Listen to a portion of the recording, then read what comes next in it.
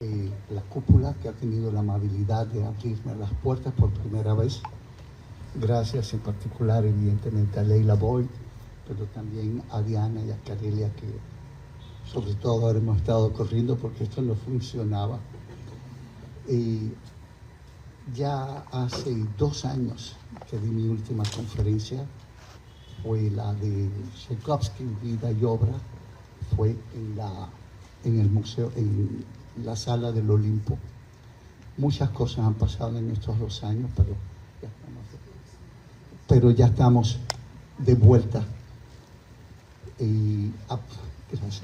Aprovecho para decirles que esta es la primera de una trilogía de conferencias. Van a tener una separación de 4 semanas, así que estamos hablando del 6 de marzo, y 3 de abril, Hoy, 6 de marzo y 3 de abril. Son jueves y está destinado a que sea a las 19 horas, a las 7.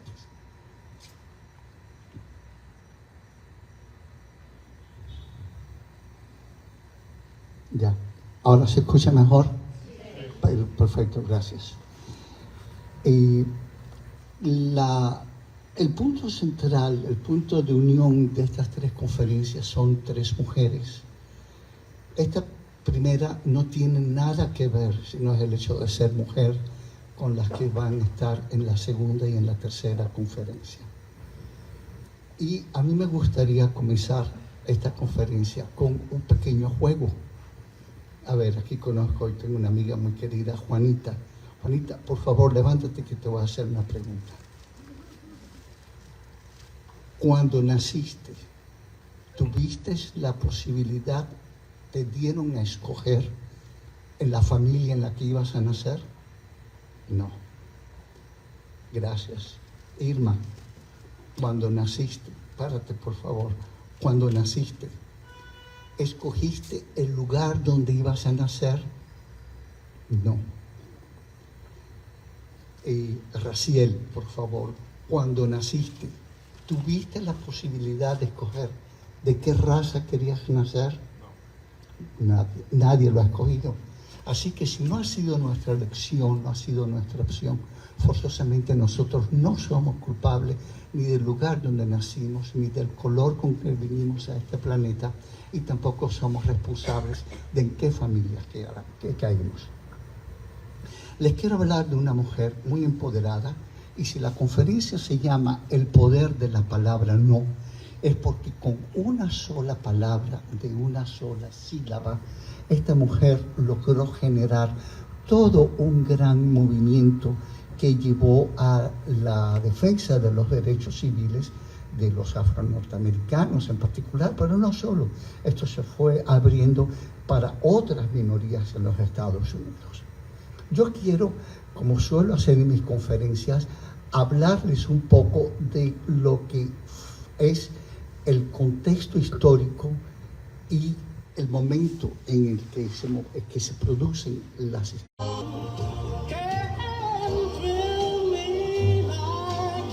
Bueno, Only You y los Platters no necesitan ninguna presentación. Incluso las personas que no habían nacido en esa época, todos lo conocen. Los Platters eran un conjunto de 4 chicos y una chica que se había fundado en Los Ángeles en el año 52. Esta canción la grabaron con una disquera del momento en el año 54, pero aquello no fructificó. Sin embargo, en marzo del 55 la volvieron a grabar con la disquera Mercury Records y pues tuvo el éxito que tiene hasta nuestros días. Y les repito, él formaba parte del top 10 de música que se escuchaba en diciembre de 1955. Pero quiero hacer un salto histórico hacia atrás. En el año 1791, los padres fundadores de los Estados Unidos firmaron toda una serie de leyes que llevan el nombre genérico de Carta de los Derechos de los Estados Unidos. Quedaron plasmadas muchas de las leyes que todavía son vigentes en los Estados Unidos, y una de ellas decía todos los seres humanos nacen libres e iguales en dignidad y derechos. Y dotados como están de razón y conciencia, deben comportarse fraternalmente los unos con los otros. Yo creo que los padres fundadores, al hablar de esta fraternidad y de esta dignidad y derechos, no estaban tomando en consideración dos grupos importantes que ya había en los Estados Unidos para este año de 1791. No estaban tomando en consideración a los amerindios, que a 10 de última ya estaban allí cuando llegaron todos los europeos y de otros países. Y tampoco también tenían en consideración a los afro-norteamericanos. Ellos como que no eran seres humanos. En el caso específico de los afro-norteamericanos, estaban sujetos en su gran mayoría a la esclavitud. ¿Qué cosa es la esclavitud según la Real Academia? Es la sujeción excesiva por la cual se ve sometida una persona a otra, a un trabajo o a una obligación. También podrían ser sometidos a la esclavitud, y aquí he puesto yo una imagen de un chico rubio, y ellos también eran esclavos. Entre los musulmanes también había esclavitud, y aquí les pongo otra imagen también de amerindios trabajando la tierra en calidad de esclavos. Una esclava muy importante en el Imperio Otomano fue una ucraniana, blanca, rubia, de ojos claros, Roxelana, que se convirtió en la esposa favorita del gran sultán, el Magnífico. Y aquí les muestro yo otra imagen en la que dice, se vende una negra recién parida con abundante leche, excelente lavandera y planchadora. Una negra se vende por no necesitarla su dueño, de nación conga, como de 20 años. Y lo más cruel de la historia es que está inmediatamente al lado de se venden sanguijuelas. Yo te digo una anécdota. Muchos de ustedes conocieron a nuestro amigo Rubén, lo que creo que ninguno de ustedes sabe, que cuando Rubén era niño, en el año 53 y 54, por cuestiones de trabajo, sus padres fueron a vivir 2 años a Ecuador.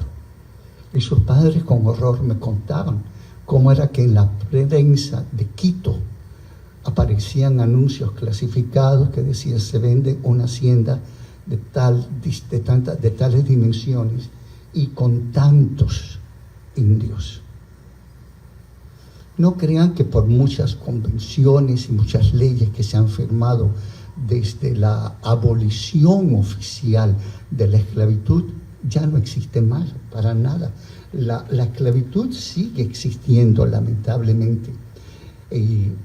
¿Cuántos padres, carentes de la posibilidad de mantener a sus hijos, los venden y son mano de obra que trabajan nada más que por un techo y un plato de comida? A mí me gustan mucho las palabras, el origen de las palabras, las relaciones. Y hay toda una serie de palabras que de alguna manera salen de la palabra esclavitud, son hijas. Y una de ellas es la palabra racismo. Según la Real Academia, el racismo es la exacerbación del sentido racial de un grupo étnico que puede motivar la discriminación o persecución de otros por otros u otros con los que se convive. Es decir, tú eres de una raza, yo soy de otra, y por el mero hecho de tener una raza que tú no pediste al nacer, te voy a discriminar. Debemos hacer un salto en el tiempo y hablar de la muy horrible guerra de secesión de los Estados Unidos, que duró del 1861 al 1865. Cuando yo hablo de guerras civiles, yo repito las palabras de mi padre, que me las repetía siempre cuando hablaba de la guerra civil, esta vez española. Me decía, todas las guerras son crueles, pero las civiles lo son más, porque se matan entre hermanos. Esta guerra, ¿por qué se produce? Llega al a la presidencia de los Estados Unidos un gran hombre, Abraham Lincoln, y él hace una enmienda a la Constitución de los Estados Unidos, aboliendo definitivamente la esclavitud. Los estados del norte, los que iniciaron esta gran nación con las 13 colonias, se habían subido al tren de la revolución industrial. Pocos años antes se habían instaurado las máquinas fundamentalmente de vapor, y esto había generado un desarrollo importante de la economía, de la industria, y los productores, los creadores de riquezas de los países del norte, de las colonias del norte, los estados del norte, pues no necesitaban esclavos, porque las máquinas eran más rentables y producían mucho más. Sin embargo, no era la posición de los estados sureños, porque ellos no se habían montado en el tren de la revolución industrial, y la base de la producción en estos estados era la agricultura, básicamente el algodón, la caña de azúcar, el tabaco y los cacahuates. Entonces a ellos no les convenía que se les acabara la esclavitud. ¿Quién va a venir a trabajar la tierra? Esto, en definitiva, los estados del sur, a los latifundistas, a los dueños de grandes tierras, a los productores de productos vegetales, a los propietarios de esclavos, no les convenía. ¿Qué dijeron? Pues nos vamos a separar y vamos a hacer nuestro país aparte. Todos conocemos cuál fue el resultado de esta guerra. Vencieron obviamente los estados del norte porque estaban mejor equipados, tenían materiales para hacer la guerra, tenían también mayor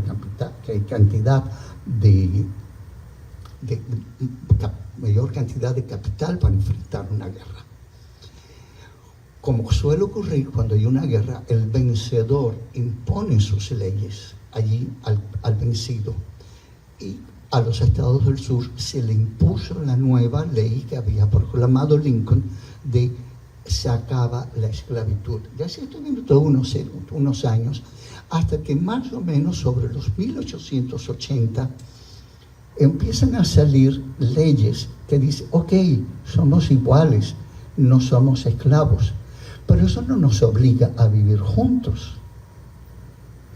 Somos iguales, pero tú por allá y yo por acá. Y es cuando surge otra palabra fea, que es la palabra segregación. ¿Qué es la segregación? Es la acción de separar y marginar a una persona o a un grupo de personas por motivos sociales, raciales, políticos o culturales. Somos iguales, pero tú por allá y yo por acá. Es en ese momento que surgieron letreros tan feos como no se autorizan blancos porque era una zona destinada para negros. Aquí la vamos, es una sala de espera solo para blancos, por orden de la policía. Es la compañía Imperial Laundry que no limpia ropa de negros. Aquí vemos a una mujer que está bebiendo en un bebedero solo para negros, y al lado a la derecha podemos ver un bebedero solo para blancos, como si el agua para unos y para el otro no cumpliera las mismas funciones y no tuviera el mismo sabor. Vemos esta muy fea también, baño de hombres, baño de mujeres y baño para gente de color. O sea, hombres y mujeres negros tenían que ir juntos a aquel baño, que en definitiva tenía un urinario, un inodoro, que era exactamente el mismo que estaba en el baño de al lado y que servía para la misma situación. Otra palabra hija de la palabra esclavitud es la palabra apartheid. El apartheid fue una forma específica de segregación muy violenta que hubo en África del Sur. Afortunadamente eso cambió, y ya en definitiva es un país donde ser negro o ser blanco, ser chino o rojo o azul ya no tiene ninguna relevancia en estos momentos. Debo decir, porque sería injusto conmigo mismo si yo no lo mencionara, lamentablemente durante décadas en Cuba existió un apartheid, que era el apartheid turístico. Lo digo porque lo sufrí en mi carne propia. Había lugares que por el solo hecho de ser cubano no podías entrar porque estaba destinado para turistas. Afortunadamente eso desapareció. La segregación generó toda una serie de grupos violentos que salían con estas horribles capuchas a impartir miedo, a hacer que cuando hubiera algún tipo de revuelta, de problema real o imaginario, porque muchas veces eran imaginarios los problemas, pues salían generalmente de noche, incursionaban en los barrios donde vivían los negros y a través de la violencia, pues ellos imponían su razón, imponían estas feas cruces, que mal que se utilice una cruz para esta situación, haciendo valer sus criterios. Llegaban generalmente de noche, violentaban la puerta, sacaban a las personas o las personas de su cama. En el mejor de los casos, una buena paliza era suficiente. En el mejor de los casos. Pero esto podía terminar en un asesinato, en quemarlos vivos o incluso en un linchamiento.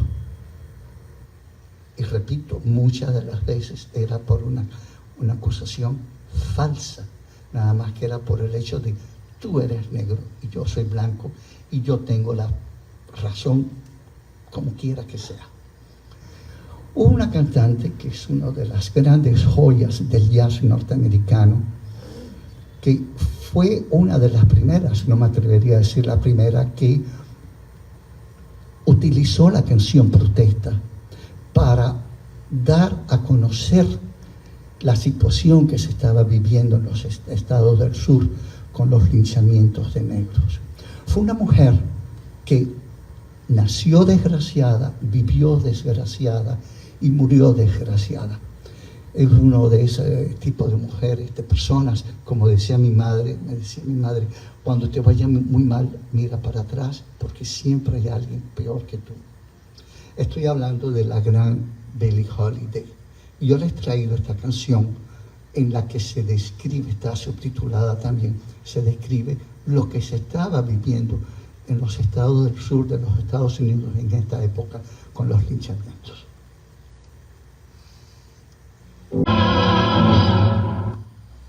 Billie Holiday era ese tipo de mujer que casi como que decía las canciones. Ella no tenía una gran voz.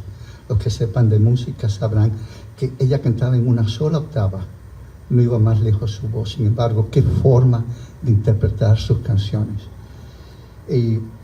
Yo tengo un escrito de ella. Si a ustedes les interesa, lo pueden encontrar en Google. Googlean Fran Fernández, La voz rota. Porque vemos que es como una voz rota. La voz de una mujer absolutamente desgraciada.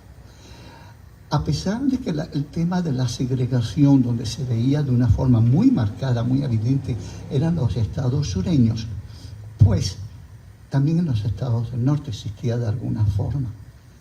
Y cantantes de la talla de esta mujer, que fue muy reconocida en vida, iban a un nightclub, a una presentación, a un teatro, y tenían que entrar por las puertas de servicio. Ellos no tenían derecho, por ser negros, por muy actores y muy famosos y de muy buena posición económica la mayor parte del tiempo, tenían que entrar por la puerta de servicio.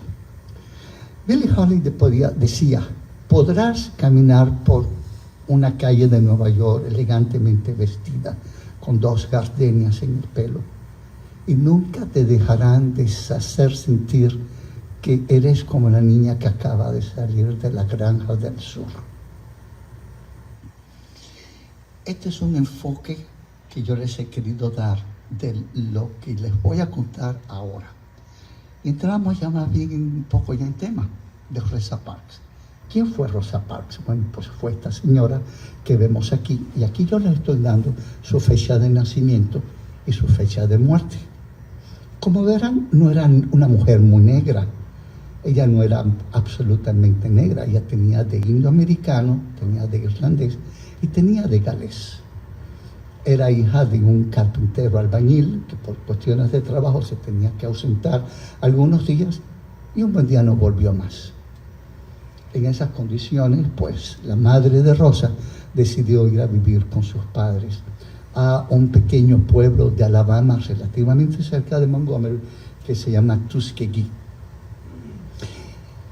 La figura paterna que tuvo Rosa Parks fue la de su abuelo, que era un hombre de pelo en pecho. Su abuelo era un hombre que parecía blanco y él odiaba a los blancos en el sentido que los blancos los odiaban a él. Y cuando veía un grupo de blancos venía y se les acercaba, les daba la mano. Hola, ¿qué tal? ¿Qué tal? Soy Edward. Un negro jamás venía a presentarse dándole la mano a un grupo de blancos. Tampoco se presentaba por su nombre de pila. Se tenía que presentar por su apellido. Y cuando venían los momentos trágicos que había amenaza de llegada del Ku Klux Klan, su abuelo se sentaba con una vieja escopeta delante de la puerta de la casa sobre un sillón y decía: yo no sé cuánto voy a resistir, pero el primero que pase por esa puerta me lo llevo por delante. Le tenía prohibido a Rosa, niña, jugar con niños blancos y hablar con niños blancos, porque el mal estado de ánimo era bidireccional. Obviamente, si te tratan tan mal, pues llega un momento en que... La madre la mandó a estudiar a una escuela de niñas negras de Montgomery, que era una escuela dirigida por una señora blanca. La directora era la señorita White. Vamos a ver que en esta historia que les estoy narrando hay juegos en cuanto a los apellidos y a la historia misma. Esta era una escuela para niñas negras donde les enseñaban, bueno, pues las cosas de la primaria, matemática, inglés, geografía, historia, pero sobre todo les enseñaban ciencias domésticas, porque la mayor parte de estas niñas terminarían siendo sirvientas en una casa de blancos o siendo la nana de los niños o atendiendo a algún viejito. Cuando terminó la escuela, donde los profesores también eran todos blancos, ella entró en una escuela normal para ser diplomada como profesora, y ella quería ser profesora de niños negros. Sin embargo, su abuela y su madre se enfermaron y tuvo que abandonar los estudios y regresar a casa para ayudar a su madre y a su abuela. Entre las amigas que tenía Rosa había una que también tenía un amigo que se llamaba Raymond Parks, de donde viene su nombre, de su apellido, de casada. Raymond Parks, ustedes verán que era un hombre bastante claro. A ella no le gustaba por el hecho de ser claro, ella pretendía un hombre más oscuro. Y desde la primera vez que Raymond invitó a Rosa a salir, él empezó a mostrarle que tenía interés por ella. Y en la segunda cita que tuvieron, él ya de plano le propuso matrimonio. Se casaron, fueron a vivir a una casa ya en Montgomery y se llevaron a la mamá de Rosa Parks. Él era barbero, trabajaba en una barbería privada, pero también era barbero en un cuartel de militares. Tenía un coche, porque era difícil que en el año 55 en los estados del sur un negro tuviera coche. Sin embargo, él tenía un Nash rojo, que eran coches muy pequeñitos, como los europeos. La marca desapareció. Incluso había la broma de, dice, si te atropella un Nash, pues tomas una pinza de ceja y te lo sacas del muslo, porque era muy pequeño respecto a los otros carros norteamericanos. El tema es que cuando se casa Rosa Parks con Raymond Parks, no solo se casaba con un barbero, se casaba con un hombre que era un miembro activo de la sección de Montgomery de la Asociación Nacional para la Protección de las Personas de Color. Esta es una institución, una asociación que existía en todos los estados donde se quería que se aboliera la segregación con los negros. Esta asociación nació muy temprano, a comienzos del siglo XIX, en el Niágara, no sobre las cataratas, sino en el pueblo de Niágara, y también se le llamaba la Asociación del Niágara. Él era, les digo, miembro activo de esta asociación. De hecho, salía con un revólver por cualquier cosa que se pudiera presentar. Los miembros de la asociación de Montgomery se iban cambiando de casa de uno en otro para no levantar sospechas. Y si bien los hombres iban a la cocina a hablar de sus cuestiones propias de la asociación, a la mujer la sentaban en el portal a vigilar. Y esto es algo que vamos a ver más adelante, es el papel sí contra la segregación, pero el papel que se tenía en estos momentos para con la mujer. Dentro de las medidas que existían en todos estos estados como medida de segregación, había una ley que hacía que en los transportes públicos, y específicamente en este bus, en este camión, que ya está ahora en este museo, pues había también segregación. ¿Cómo se producía la cosa? Ejemplo, las personas entraban por la puerta principal, le pagaban al chofer, los 10 primeros asientos estaban destinados para los blancos, los 10 del fondo estaban destinados para los negros, y en la zona del medio, una zona entre comillas neutra, el primero que llega, el primero que se sienta.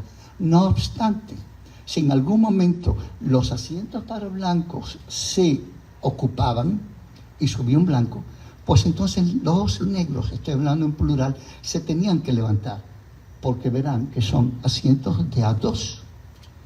Se tenían que levantar los dos para dar el asiento a un blanco, porque comprenderán que el blanco no se va a sentar al lado del negro.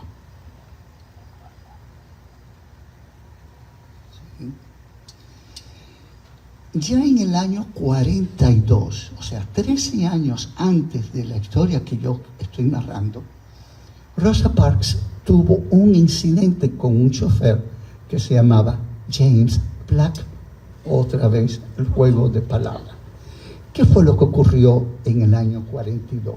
Pues Rosa Parks entró, pagó, y el protocolo era que los negros se bajaran del coche, que fueran al asiento de atrás y que subieran a la puerta de atrás y que subieran por la puerta de atrás.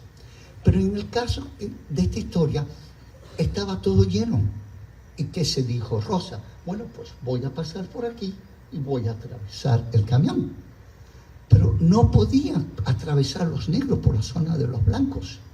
Entonces el chofer, muy desagradable, el tal James Black, negra, no puedes pasar por ahí. Se levantó, la jaloneó, ella pierde el equilibrio, en eso se cae sobre uno de los asientos de los blancos, casi a patadas podemos decir, la saca del bus. Ella no fue por la puerta de atrás, y ese día ella se prometió que más nunca se subiría a un bus si el que estaba conduciendo era este hombre. Sobre marzo, abril del año 55, se produjo un caso con esta chica que están aquí. La tarea que tenía Rosa Parks dentro de la asociación era llevar en un libro, casi como de forma científica, todos los casos de injusticia racial que se produjera, al menos en la ciudad de Montgomery, para, con un caso sólido, llevarlo ante la Suprema Corte de los Estados Unidos. Y en marzo o abril del año 55, esta chica, Claudette Colvin, estaba sentada en uno de los asientos de la zona neutra con una señora mayor, obviamente también negra, y cuando se acabaron los asientos de blancos, sube un blanco y el chofer: negros, levántense. Se tienen que dar el asiento. La señora mayor dio el asiento, pero Claudette dijo no. Pues si no te levantas te llevamos detenida, pues haga lo que tengas que hacer. Pensaron que este era el caso que ellos necesitaban para llevarlo como ejemplo ante la Suprema Corte de los Estados Unidos. Y Rosa Parks tenía todo muy bien escrito con lujo de detalles. No obstante, lo que no se sabía que esta muchachita de 16 años, soltera, estaba embarazada. Es una cosa que no se puede ocultar prácticamente nunca. Y entonces se dieron cuenta que no era el caballo por el que había que apostar. No era un caso a llevar ante la Suprema Corte. Hasta que llegó el jueves 1 de diciembre de 1955, en el que Rosa Parks venía distraída, venía dentro de sus pensamientos, quizás venía ya pensando en los regalos de Navidad, sabe Dios qué traía ahí en su mente, que no se dio cuenta que el chofer era James Black, aquel de 13 años antes. Y cuando ya ella va a pagar, se da cuenta que era el hombre, pero ya estaba arriba. Pagó y se fue a sentar otra vez a la zona neutra, al lado de un muchacho joven. Al poco tiempo, varias estaciones después, acabaron los asientos para blancos. Le dijo al chofer: negros, levántense. El joven se levantó, pero Rosa Parks dijo: no, pues si no te levantas, llamo a la policía. Haga lo que tenga que hacer. Estacionó el señor Black el bus, buscó un teléfono, llamó a la policía. Vinieron 2 policías y ella le preguntó a uno de ellos: ¿por qué nos hacen esto? Él dice: no sé, pero es la ley. Se la llevan presa, le toman esa ignominiosa fotografía que quedó para la historia. Le dan derecho a hacer una llamada, llama a su casa. Su madre le responde: Mam, estoy presa, ponme por favor a Raymond. Raymond está ahí en la comisaría de tal dirección, por favor, venme a buscar. Y hasta tanto se pagara la multa, la fianza, perdón, la meten en una celda con otras 2 mujeres negras. Esto es, grosso modo, la mitad de mi conferencia. Aquellos que hayan escuchado mi programa en Radio Universidad saben que yo lo suelo dividir y pongo una música incidental relacionada con el tema que estoy tratando. Hoy no hay música. Sin embargo, sí tenemos a un querido amigo, Curtis Lyle, con quien yo los voy a dejar, porque él va a declamarle 2 poesías. Así que lo presento y yo después retomo la palabra. Curtis, please.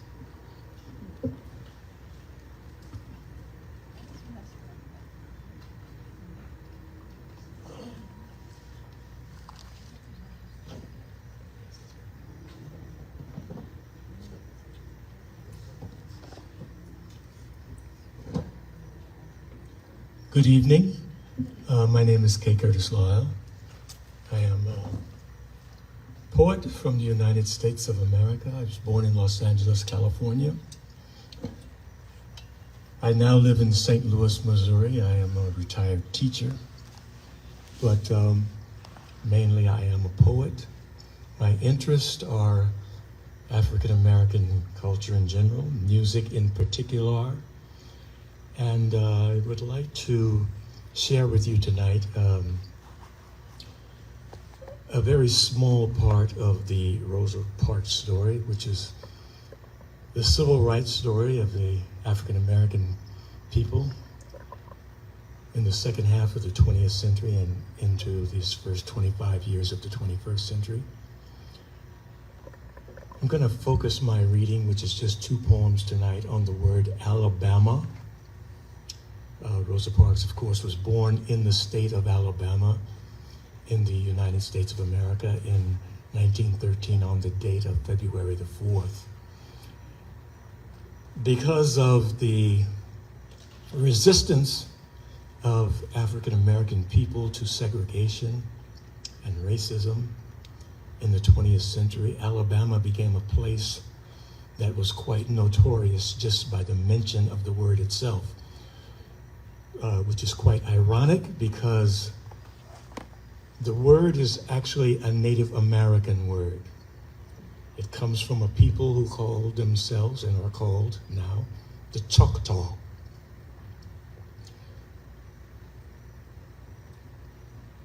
Their word, Alaba Ayamule, is actually meant in their language to describe the clearing of a thicket or a place where there are brambles. And so the word itself originally meant, I make a clearing.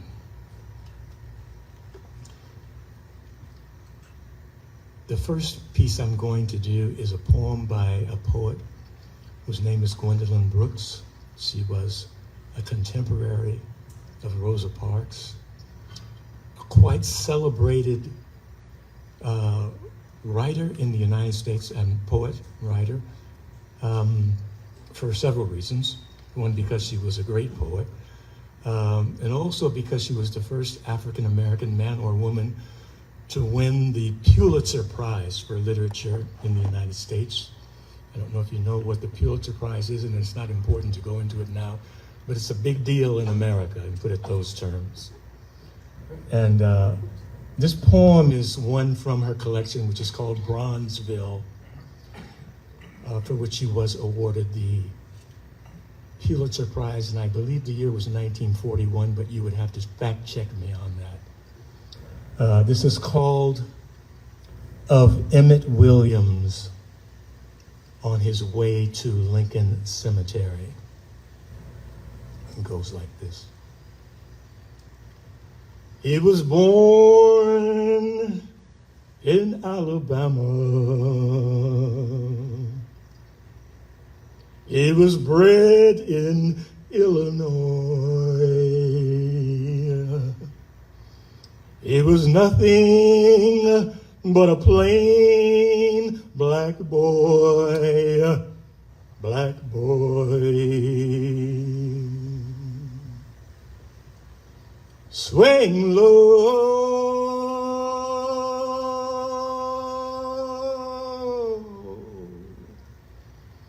swing low, sweet, sweet chariot.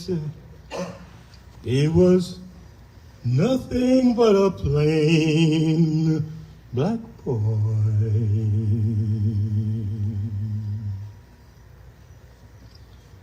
Drive him past the pool hall.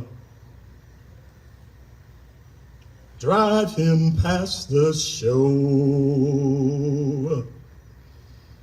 Blind within his casket, yes, but maybe he will know.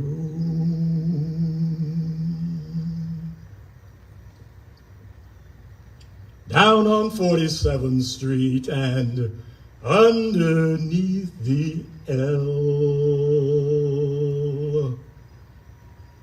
northwest corner prairie that he loved so well. Swing low,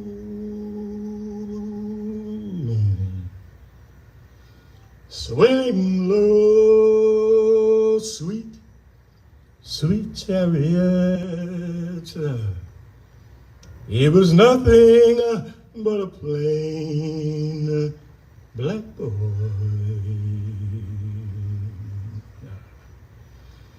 Don't forget the dance halls, the Warwick and Savoy, where he picked his women and where he drank his liquid joys.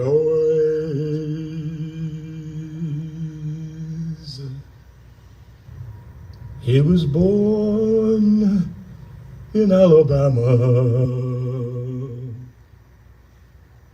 bred in Illinois. He was nothing but a plain black boy, black boy. swaying low,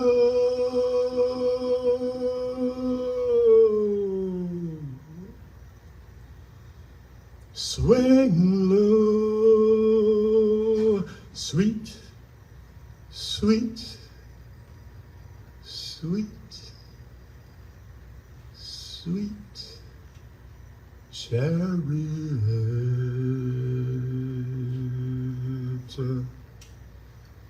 It was nothing but a plain black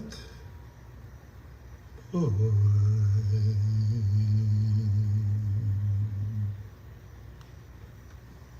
Miss Gwendolyn Brooks of Chicago, Illinois, from her collection Bronzeville, of Emmett Williams on his way to Lincoln Cemetery.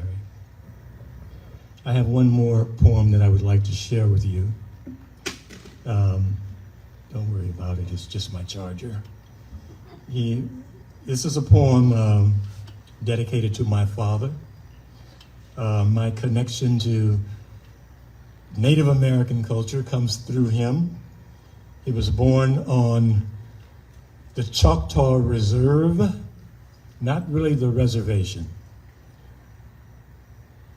I call it the reserve because in the United States there are several levels of what we call the ghetto. This was the ghetto behind the ghetto and a little lower than the ghetto. In colloquial parlance, sometimes it's called back of town. And so my father was born in a small city in north central Mississippi, which is called Senatobia. And he was born there in 1915 to African American and Choctaw descended parents.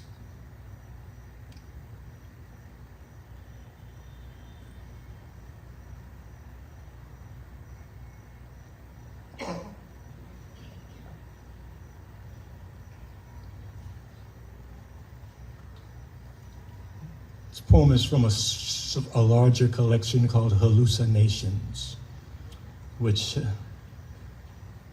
in the etymological sense, meaning the actual meaning of it, the origins of the word, means something like the wanderings of your mind. And it goes like this.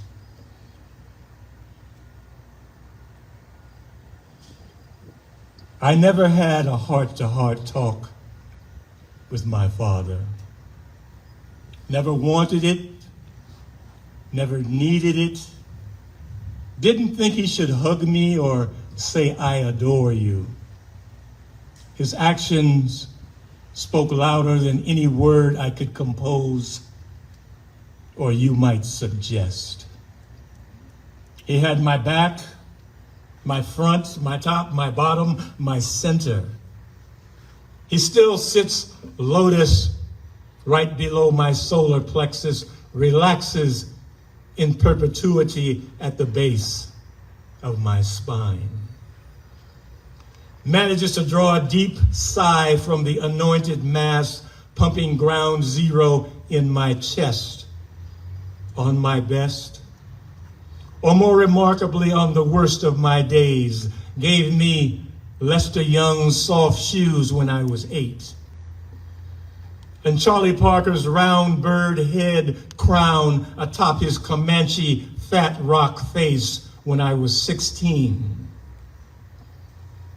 Pundits hold court near public playgrounds on what a child wants versus what a kid needs.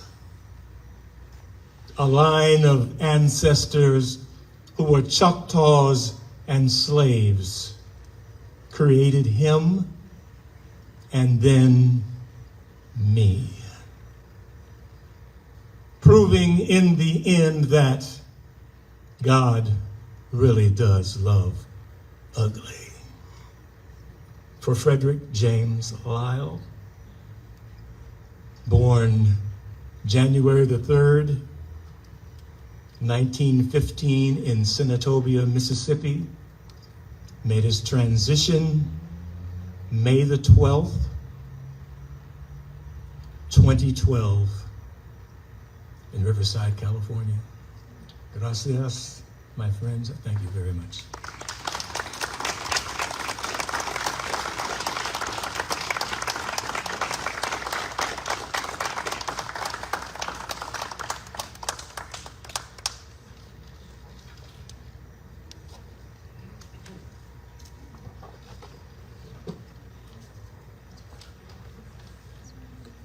Bueno, después de Kyle,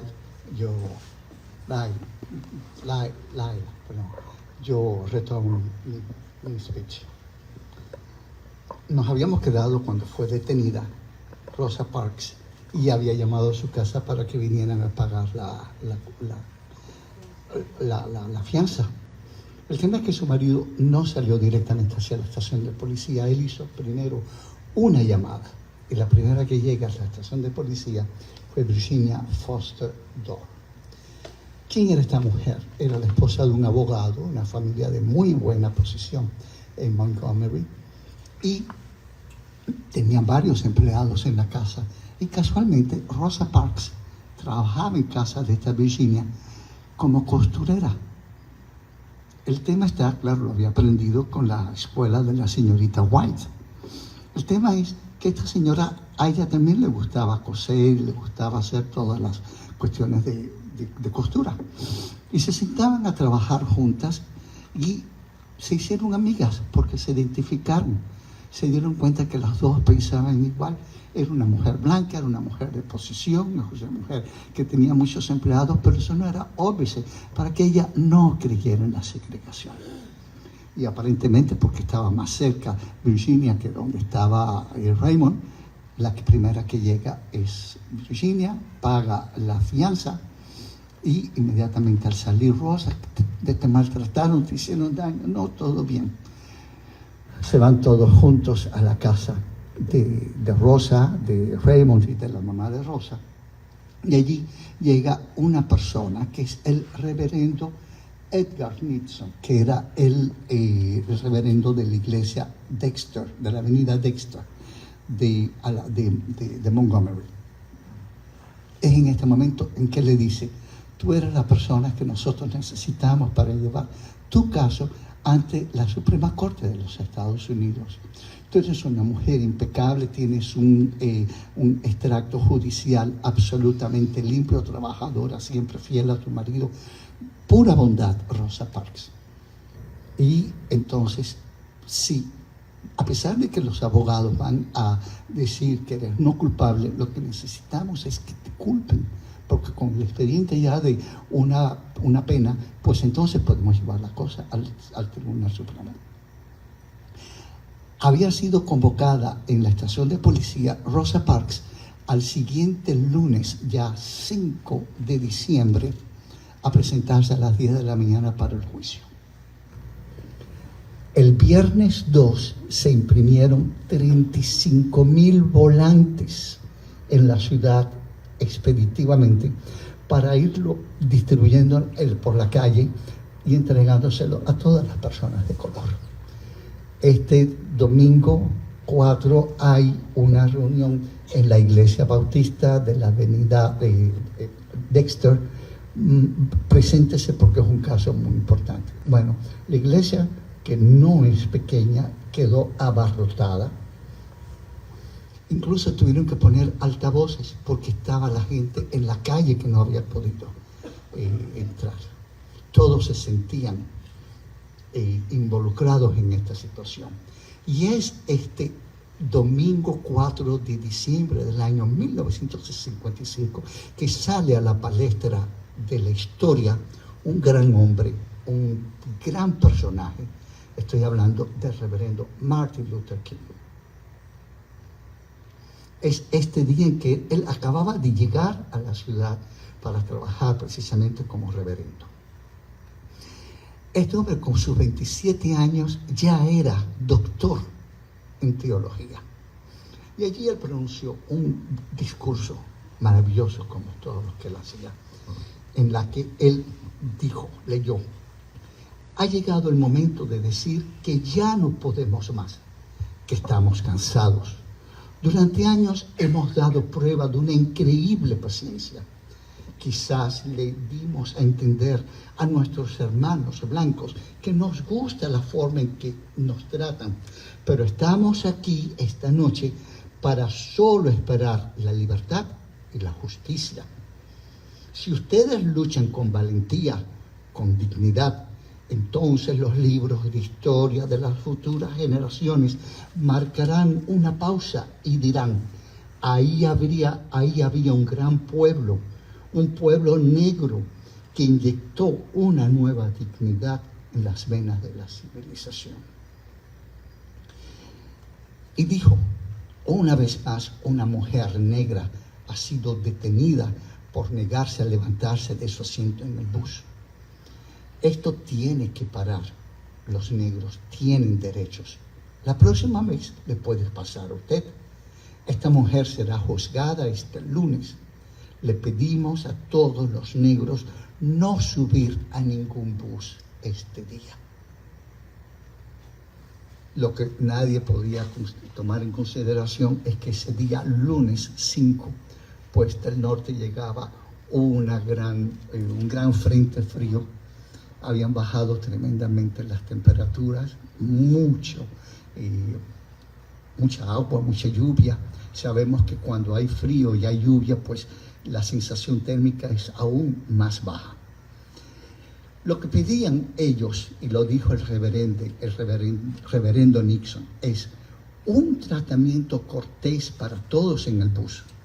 El primero que llega es el primero en sentarse, con los blancos delante y los negros detrás. Fíjense, aquí todavía ellos, vamos a decir entre comillas, reconocían el hecho de que tenían que estar separados. Y contratación de choferes negros para los buses que cubren los barrios de negros. El lunes, los propios dirigentes dijeron: bueno, como hay tanto frío, como hay tanta lluvia, posiblemente no sea seguido el boicot. Que no fuera seguido. Estrictamente todo el mundo, hombres, mujeres, fueron a sus centros de trabajo, enfrentando la lluvia, enfrentando el frío. Los niños fueron a sus escuelas a pie para no tomar los buses. Choferes negros de taxis, pues le daban la vuelta a la ciudad recogiendo a todo el que se quisiera montar. Vamos, los lleva a su destino por la mitad del precio. Pensaron que el boicot se había convocado para un día. El boicot duró 381 días. Sabemos que en ese momento el 75% de la clientela de los buses eran negros, porque ya para los años 50 la mayoría de la clase media, incluso la clase media baja, ya tenía coche particular y pocos blancos se subían al coche. La dificultad que causaron económica los propietarios de coches fue muy grande. Y fue de esta forma que se presenta el día primero a las 10 de la mañana. Rosa Parks fue muy propiamente vestida. Ella iba con un traje negro, con un cuello todo de encaje blanco. Llevaba guantes blancos, un abrigo gris y un sombrerito con adornitos como estaba de moda en esa época. Los abogados alegaron que no era culpable. Sin embargo, el juez consideró que sí era culpable, y era lo que ellos querían en definitiva. No fue condenada a ir a prisión, de eso la absolvieron. Sin embargo, sí la multaron a $10, pagar $10, y 4 por costas del juicio, $14. Hoy en día no es nada, pero en aquella época $14 era bastante plata. Y ya con un expediente montado, con un juicio hecho, con una culpabilidad dictada, pues hicieron todo lo necesario para que esto fuera a la Suprema Corte de los Estados Unidos. El resultado, la deliberación llegó solo el 20 de noviembre del año 56 a Montgomery y se hizo pública el día 21 de noviembre del año 56. Y ese día, Martin Luther King fue el primero en que se subió a un bus después de 381 días de boicot y se sentó en el asiento de blanco. Y aquí yo retomo lo que había dicho un poco antes. ¿Quién armó todo este alboroto?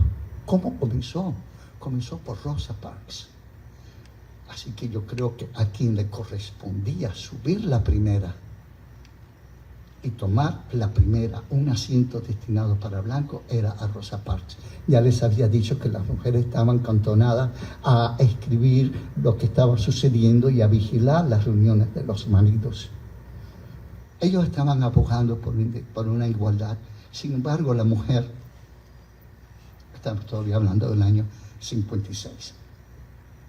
¿Piensan ustedes que con la disposición de la Suprema Corte de los Estados Unidos se resolvieron los problemas? No, las protestas continuaron y fue muy importante una que hubo en la ciudad de Birmingham, siempre en Alabama, en el año 63. Miren el salto de años, 56, 63. Las protestas fueron para atraer la atención hacia la integración de los esfuerzos de la población afro-norteamericana. Y aquello terminó en una gran represión de los policías contra las personas que estaban en estas manifestaciones. Y es en el año 63, el 28 de agosto, que por petición fundamentalmente del reverendo Martin Luther King, se hace la famosa marcha sobre Washington. Desde todos los puntos cardinales de los Estados Unidos, hombres y mujeres blancos, hombres y mujeres negros, se concentraron ante el monumento de Lincoln pidiendo la igualdad de todos. Aquí muchas personas se subieron a la tribuna, dieron su discurso, pero evidentemente con la facilidad de palabra que tenía este hombre, él dio el siguiente discurso. Dijo que repique la libertad, y cuando esto ocurra, y cuando permitamos repicar a la libertad, cuando la dejemos repicar desde cada pueblo y cada aldea, desde cada estado y cada ciudad, podremos acelerar la llegada de aquel día en el que todos los hijos de Dios, hombres blancos y hombres negros, judíos y gentiles, protestantes y católicos, serán capaces de juntar las manos y cantar con las palabras del viejo espiritual negro, al fin libres, gracias a Dios Todopoderoso, somos al fin libres. Yo les traigo el punto culminante de este gran discurso, que todos lo conocemos, es uno de los grandes discursos de la historia, si quiere funcionar. I have a dream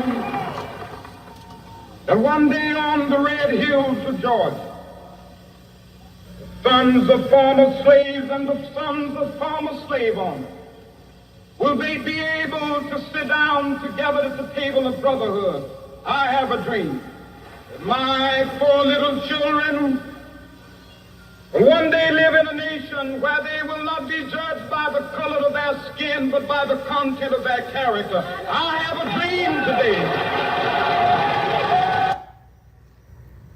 Les decía que muchas personas se tornaron en la tribuna y ante los micrófonos, y una de ellas fue un personaje al que yo quiero personalmente mucho. Es una gran actriz norteamericana que había, por cuestiones de trabajo, emigrado hacia París en los años 1920. Y allá se quedó a vivir. De hecho, era profundamente amada por el pueblo francés. Estoy hablando de Josephine Baker. Era una mujer que siempre vivió el gravamen de ser negra. De hecho, es muy famosa una historia cuando estuvo en La Habana, porque se paseó por todos los grandes escenarios del mundo en esa época. No pudo entrar al Hotel Nacional de La Habana, que era el mejor en el país en ese momento, sobre pretexto de que el hotel está lleno. Mentira, es porque era negra. Cuando llegó la ocupación de Francia por los nazis, como se sabía que era una mujer que tenía abiertas todas las puertas de Francia, pues ella comenzó a trabajar para la resistencia francesa. El propio Hitler decía, Josephine Baker es un diablo. Y para tratar de envenenarla, Goebbels la invitó a comer al Hotel Maurice, que era uno de los más importantes de París y lo sigue siendo en aquella época, pero le advirtieron, no se coma el pescado porque está envenenado para que usted se muera. Logró escaparse de aquella situación, emigró hacia la zona del norte de África, que en aquella época era zona de influencia francesa, y Josephine Baker llegó a tener el grado de teniente del ejército francés. Y aquí ella participó con su uniforme de teniente del ejército francés. Ella tuvo todas las condecoraciones que podía ganar un civil y un militar de Francia. Y aquí yo se las presento en su momento de esplendor. Trabajó hasta bien entradas sus años.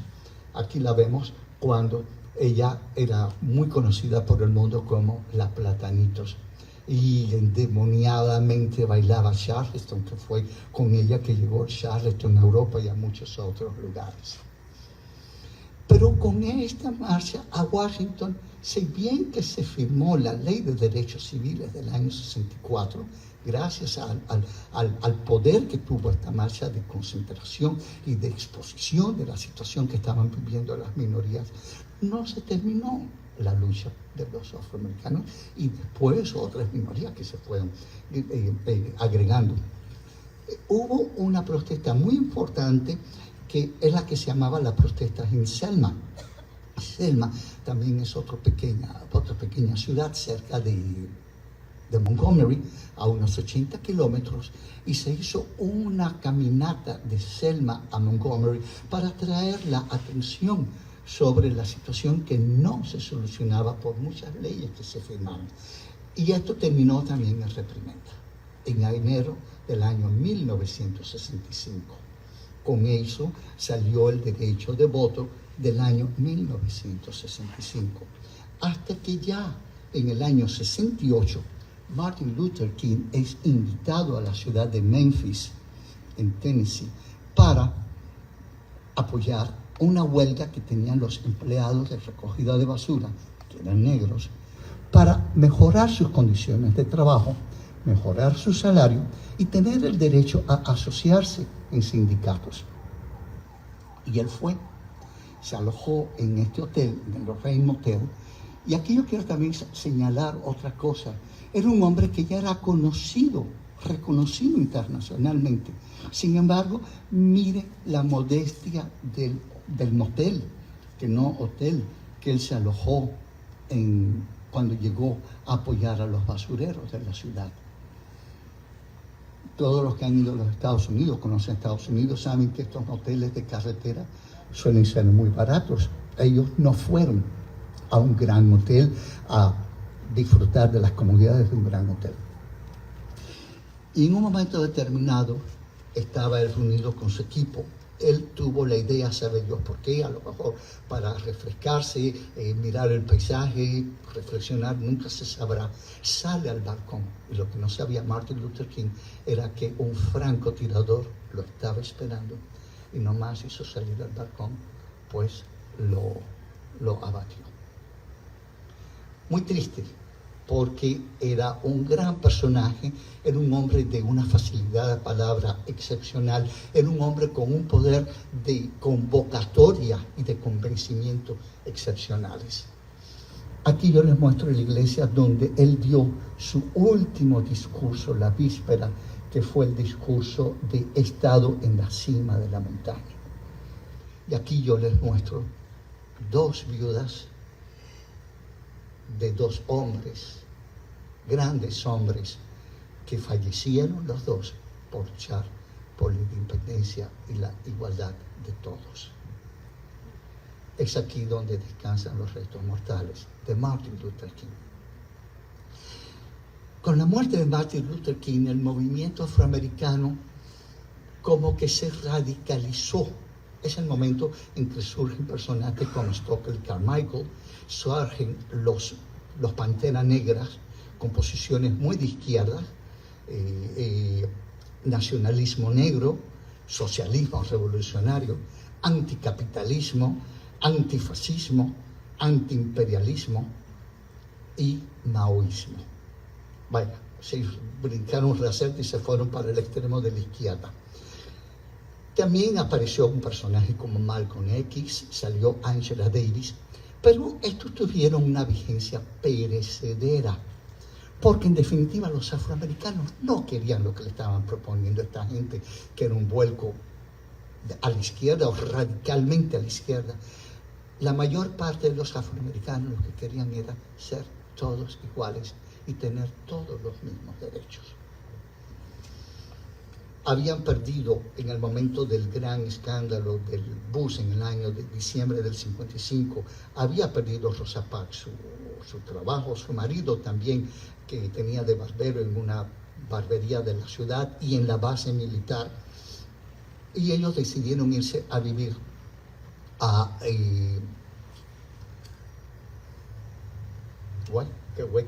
al norte de una ciudad de Detroit, y allá ella fue casi hasta el final de su vida secretaria de un senador norteamericano bastante de izquierda. Ella también tuvo un giro bastante hacia la izquierda al final de su vida.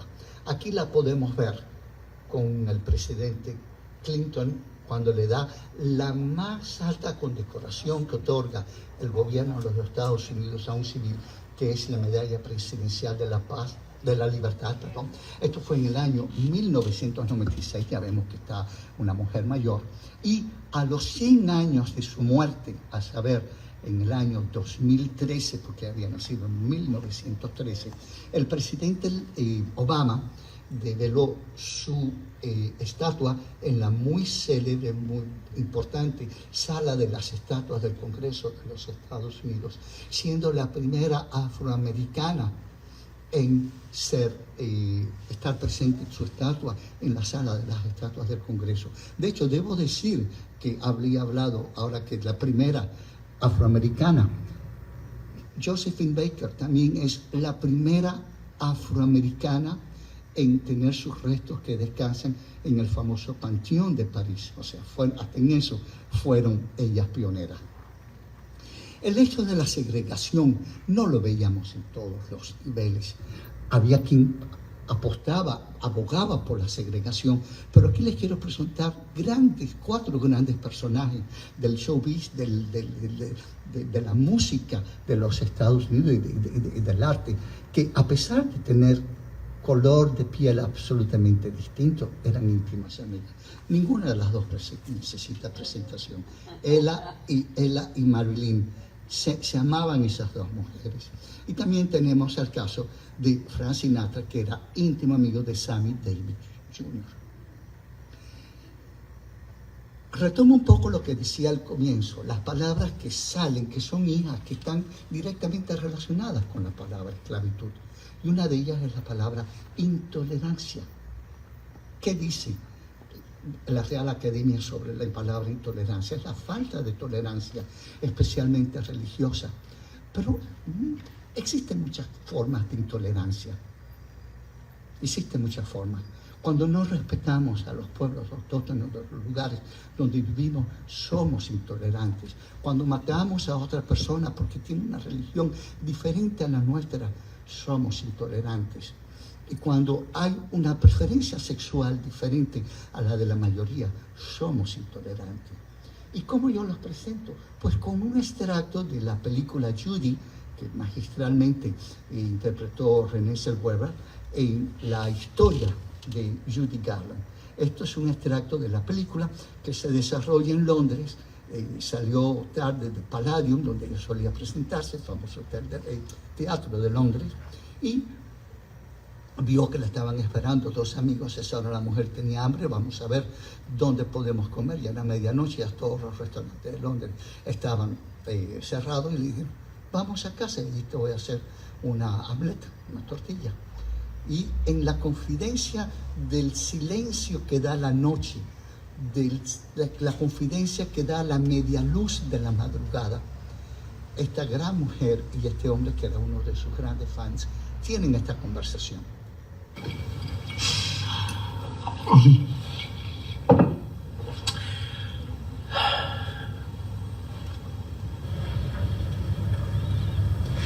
It's sweet that you come to see me.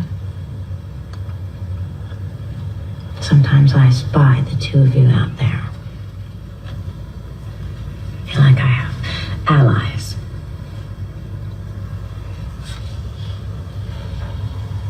Well, we missed you in '64, so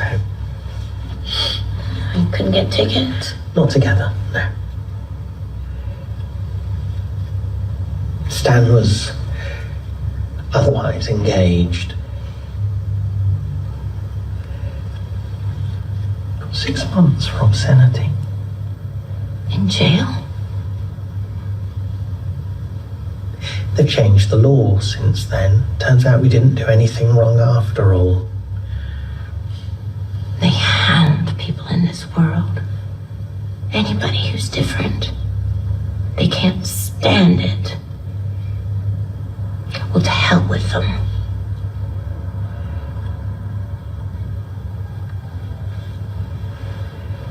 Sweetheart, I'm sorry.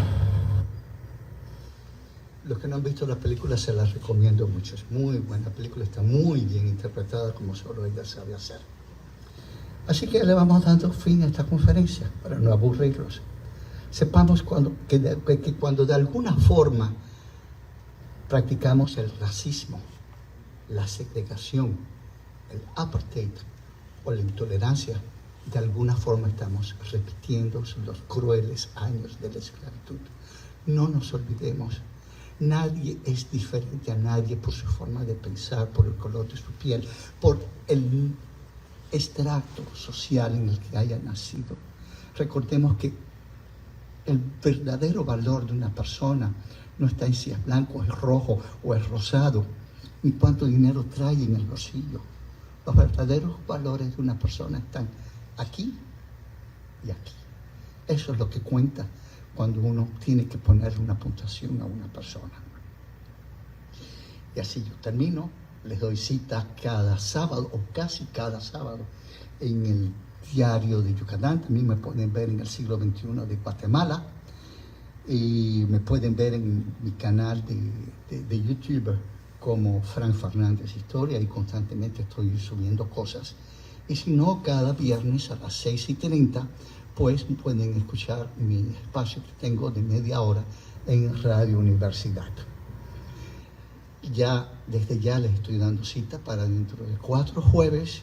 La conferencia será sobre Madame du Barry, la última amante del rey Luis XV, la última favorita que tuvo un rey de Francia, porque después vino Luis XVI, que no tuvo amantes. De hecho, ya tenía problemas para ocuparse de su propia mujer, pero eso es otra historia. ¿Por qué la quiero presentar? Porque el 4 de julio finalmente se va a presentar la película de Johnny Depp, Madame du Barry.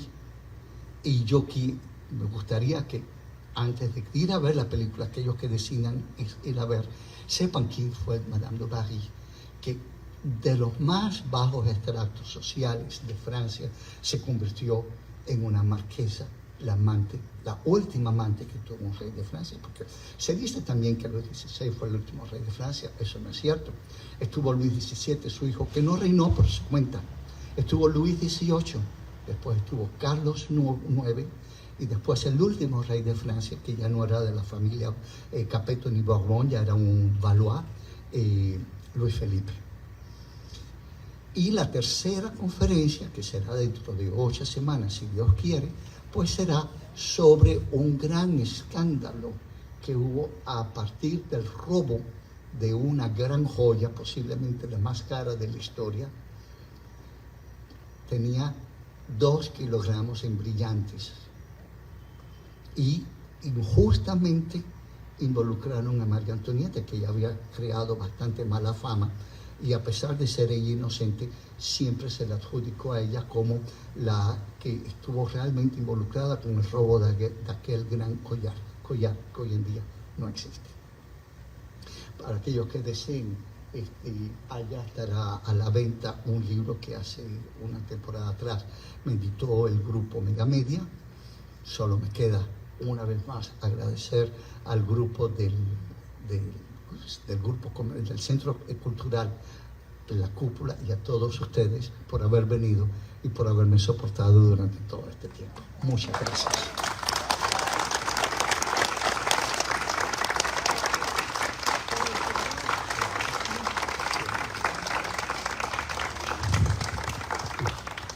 Muchísimas gracias. Gracias a todos ustedes por estar aquí con nosotros esta noche, pero especialmente gracias, Frank.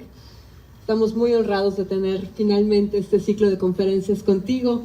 Gracias, Curtis, también. Fue maravillosa esta intervención el día de hoy. Thank you very much.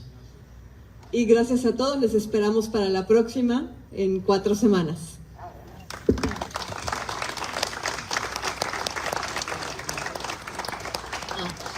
Lo que siempre se pregunta en estos momentos, ¿alguna duda? ¿Alguien quiere hacer alguna pregunta? Callen ahora, hablen ahora o callen para siempre. ¿Alguna duda? ¿Alguien quiere hacer alguna pregunta?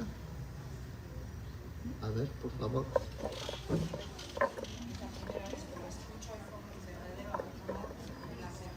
Soy yo el agradecido.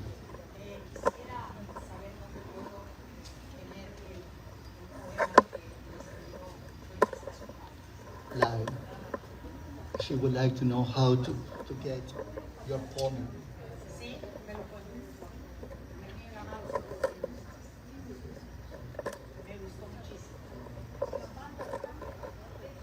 yo no lo tengo, pero lo voy a pedir.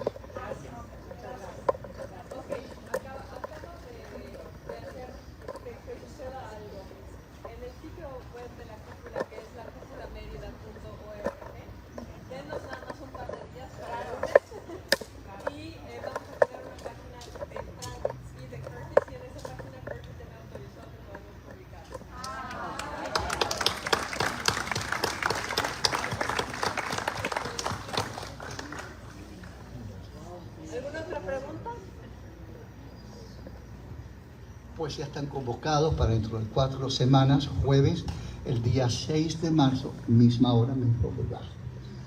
Amén del diario, amén del Radio Universidad, de mi página, de mi canal en YouTube, etc. Voilà.